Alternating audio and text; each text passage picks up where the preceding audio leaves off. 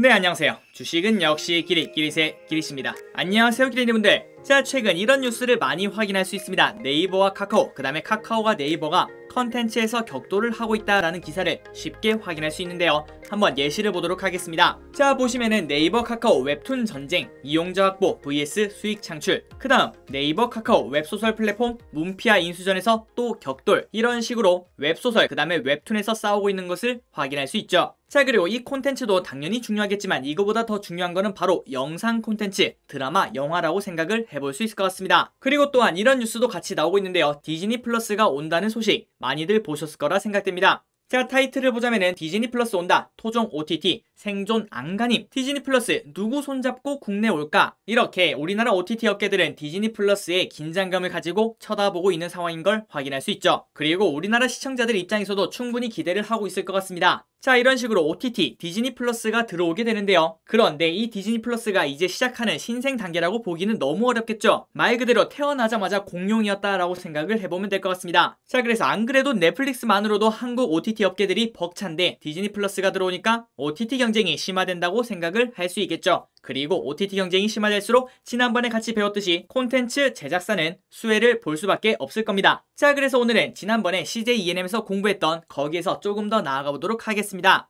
자, 기린이분들 빈센조 보셨습니까? 그렇게 재밌다고 합니다. 저 기린도 정말 보고 싶은데 시간이 없어서 못 보고 있거든요. 언젠가는 하루 날 잡고 쭉 봐야겠습니다. 어쨌든 오늘의 기업은 이 빈센조를 만든 스튜디오 드래곤을 같이 공부해보도록 할게요. 자, 그리고 오늘 또 저 기린과 함께 열심히 공부해보도록 하겠습니다. 그리고 빠르게 끝내도록 할게요. 같이 공부하시죠. 집중!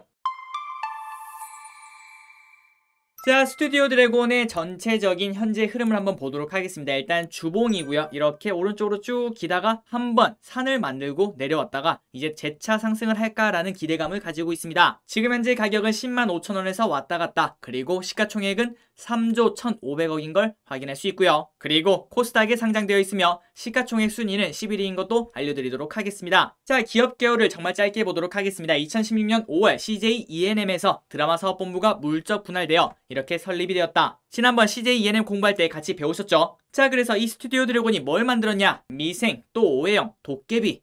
재밌죠? 비밀의 숲 재밌죠? 미스터 선샤인 완전 재밌죠? 등 완성도와 화제성 높은 드라마를 지속적으로 선보이며 전통 미디어, 디지털, OTT 등 뉴미디어까지 영향력을 확대하고 있음. 그리고 해외 로컬 제작사, 방송사들과 파트너십을 통해 현지화를 확대 중인 것도 확인할 수 있습니다. 그리고 매출 구성을 보시면은 드라마 판매 49, 드라마 편성 40, 거의 100% 다 드라마인 걸 확인할 수 있죠. 드라마에 살고 드라마에 죽는다 라고 볼 수 있을 것 같습니다. 자, 이제 스튜디오 드래곤의 뉴스를 한번 살펴보도록 하겠습니다. 그리고 좋아요를 누르시면 저 기리색에 매우 큰 힘이 됩니다. 감사합니다. 자, 일단 타이틀의 핵심 단어가 뭐뭐 있나 라는 걸 살펴보도록 할게요. 자, 스튜디오 드래곤 양적, 질적, 성장 이어갈 것, 그리고 판매처 다변화로 실적 호조 지속, 1분기 영업이익 42% 증가, 디즈니 플러스 나비효과 날까, 올해 해외 매출액 35% 성장, 목표 주가 상향, 이런 식으로 칭찬 일색인 걸 확인할 수 있습니다. 자, 뉴스 하나하나를 콕콕콕 살펴보도록 하겠습니다. 자, CJ ENM 스튜디오 드래곤 시총 엎치락 뒤치락. 자, 지난번에 공부하시다시피 CJ ENM의 자회사가 스튜디오 드래곤이라고 말씀드렸는데요.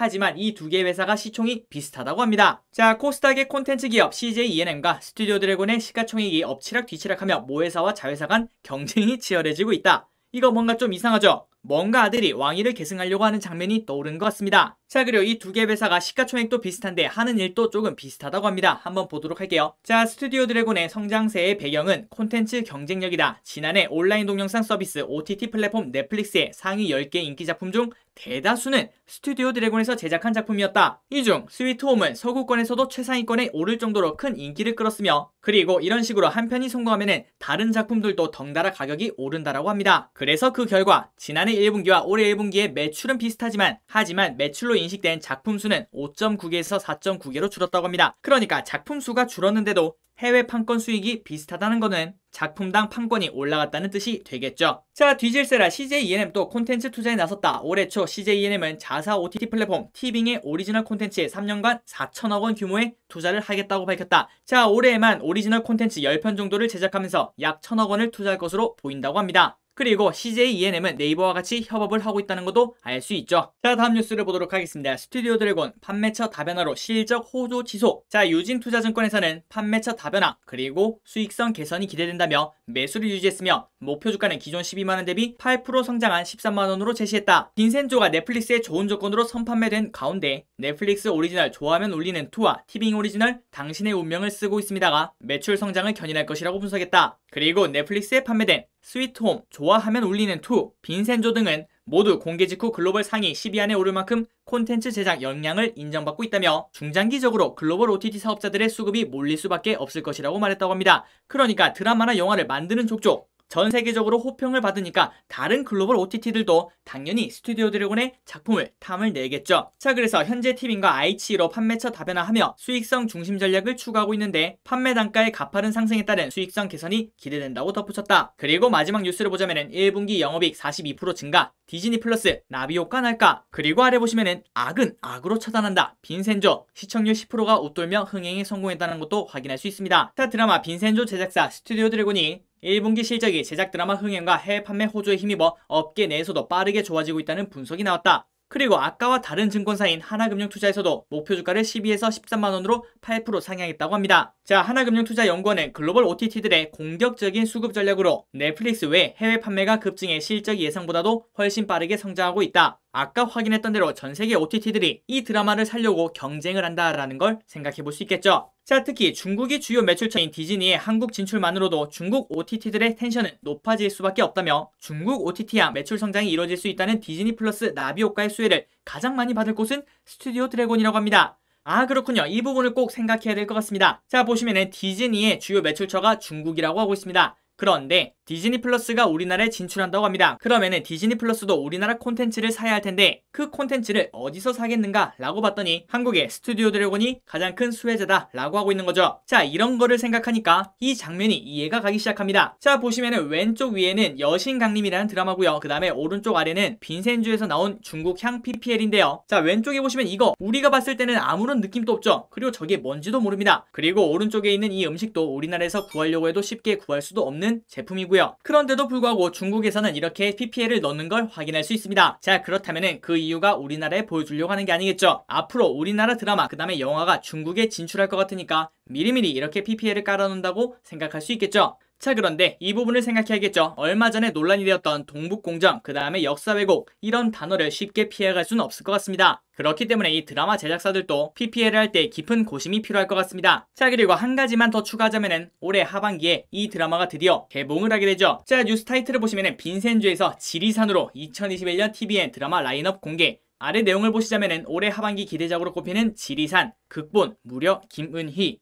연출 이응복, 그리고 제작은 A스토리, 그 다음에 스튜디오 드래곤이 있는 걸 확인할 수 있습니다. 자, 그래서 하반기 최대 지리산도 곧 다가오고 있다라는 것도 확인할 수 있죠. 그리고 참고로 이 여주인공이 누굴까요? 바로 전지현입니다. 어떤 연기를 보여줄지, 그 다음에 어떤 작품이 나올지 충분히 기대를 할 수 있겠죠. 그리고 아마도 지리산이 나올 때쯤이면 A스토리, 그 다음에 스튜디오 드래곤은 좋은 흐름을 나타낼 거다라고 생각을 해볼 수도 있을 것 같습니다. 자, 이제 오늘 나온 따끈따끈한 리포트를 한번 보도록 하겠습니다. 자, 키움증권에서 나온 리포트고요. 확실한 1등으로 격차 벌리기. 주가는 10만 5천원인데 목표 주가는 무려 14만원인 걸 확인할 수 있습니다. 그렇다면 지금부터 30% 이상 오를 수 있는 여력이 있다라고 볼 수 있겠죠. 자, 왜 그렇게 생각하는지 내용을 한번 보도록 하겠습니다. 2021년 국내외 콘텐츠 시장 화랑에 따른 제작 투자액 증가로 견조한 성장세를 이어갈 것으로 전망합니다. 국내 최대 규모 제작사로서 K 콘텐츠 제작 시장 초호황의 최대 수혜를 받을 것으로 판단하며 제작 플랫폼 다양화 등을 통한 제작비 효율성도 높아질 것으로 보여 양적인 성장은 물론 질적인 개선도 동반할 것으로 예상됩니다. 자, 히트 오리지널 IP 제작을 위해서 제작비 투자 규모의 상향이 발생하고 있다. 글로벌 디지털 콘텐츠 시장은 MZ세대의 성장, 5G와 디바이스의 발전 등이 힘입어 더욱 성장 속도를 높일 것으로 전망한다. 이에 국내 런칭 예정인 디즈니 플러스, 애플 TV 플러스 등 글로벌 OTT들의 히트 IP 확보 경쟁은 더욱 심화될 것으로 보인다. 그리고 기존에 있던 넷플릭스 역시 국내 드라마 시장에서의 IP 확보 주도권을 지속 유지하기 위해서 지난 5년 합산 투자액의 70%를 상회하는 5,500억 원을 21년 투자 계획으로 밝히고 실제 포트폴리오화 하고 있다. 그렇기 때문에 전부 다 합쳐보면은 넷플릭스를 포함한 국내외 OTT들의 연간 콘텐츠 투자액은 1조 원으로 추정된다. 그리고 이 수에는 온전히 1등인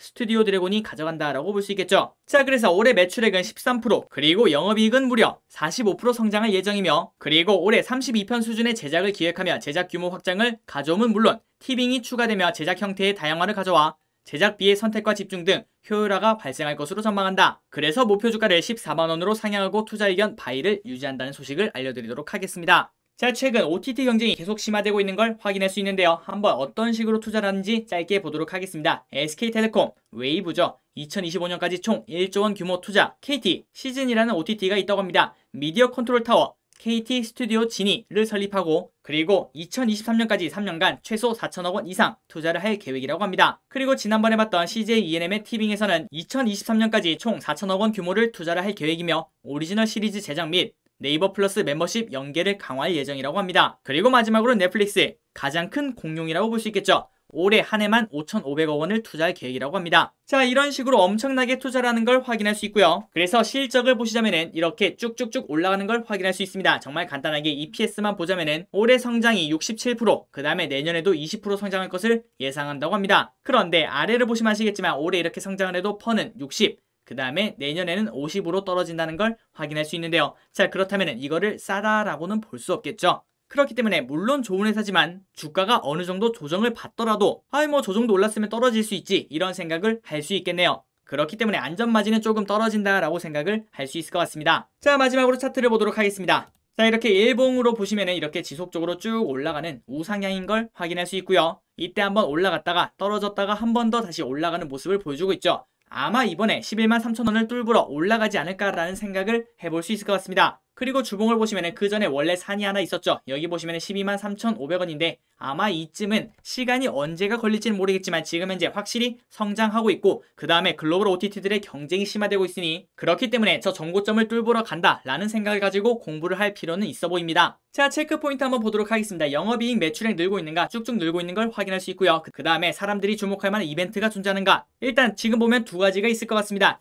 일단 첫 번째, 지리산이라는 드라마가 나오게 되고요. 그 다음 두 번째, 디즈니 플러스가 한국 진출한다는 그런 뉴스가 있을 것 같습니다. 자, 그리고 마지막으로 안전마진이 존재하는가, 이 부분은 조금 부족하지 않겠나라고 생각을 할 수 있겠군요. 한번 여러분들의 별점을 매겨보시기 바랍니다. 자, 결론을 내려보도록 하겠습니다. 쭉쭉쭉쭉 성장하는 주식, 그리고 그걸 이미 반영하고 있는 주가. 하지만 태생 자체가 비싼 주식이다. 그래서 목표가가 허망하지 않다라는 점을 알려드리고 싶습니다. 그리고 지금 목표가까지는 한 20에서 30% 남짓인 걸 확인할 수 있고요. 하반기 대작, 지리산 기대감, A스토리와 함께 수혜를 받을 가능성이 농후하다. 그리고 하반기 디즈니 플러스 한국 진출 최대 수혜주라고 볼 수도 있겠죠. 자, 그래서 역시 이벤트가 가득가득한 주식이라서 가치 평가가 높은 걸 확인할 수 있습니다. 기린이분들 한번 좋은 공부 해보시기 바랍니다. 자, 지금까지 한국에 두 가지의 드래곤이 있습니다. 첫 번째는 G드래곤, 두 번째는 스튜디오 드래곤이 있는데요. 그 중에 스튜디오 드래곤을 한번 공부해봤습니다. 오늘 또 재밌으셨나요? 오늘 또 기린이분들이 재미있게 공부를 했었으면 좋겠습니다. 그리고 저 기린 또 여러분 덕분에 항상 즐겁게 공부합니다. 자, 지금까지 시청해주셔서 정말 감사합니다. 지금까지 기린이었습니다. 빠이요!